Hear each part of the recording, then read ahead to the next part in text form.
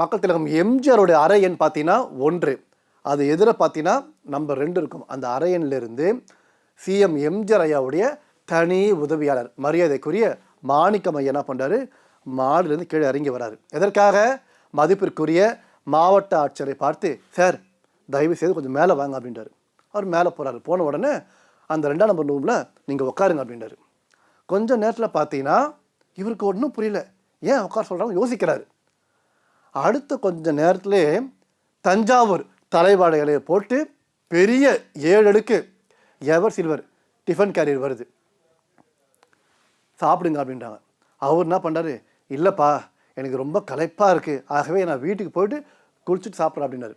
அவர் என்ன பண்ணுறாரு, ஐயோ நீங்கள் இப்பொழுதே சாப்பிட வேண்டும் அப்படின்னு சொல்ல உடனே முதலமைச்சர் எம்ஜிஆர் ஐயாவுடைய துணை செயலாளர் என்ன பண்ணுறாரு, சார் நீங்கள் சாப்பிடல எங்கள் வேலையே போயிடும் அப்படின்னு சிரித்து கொண்டே சொல்கிறார். யார்? அவருடைய பெயர் மூர்த்தி. இவருக்கு ஒன்றும் புரியல. ஆமாம் சார், நீங்கள் மதியானம் சாப்பிடவே இல்லை, இதனை முதலமைச்சர் எம்ஜிஆர் ஐயா பார்த்து விட்டார். ஆகவே ப்ரெஸ் மீட் முடிந்ததும் அவர் போட்ட முதல் உத்தரவு என்ன தெரியுமா? மாவட்ட ஆட்சியர் சாப்பிடவில்லை, ஆகவே அவருக்கு சாப்பாடு கொடுங்கள் அப்படின்னு சொன்னாராம்.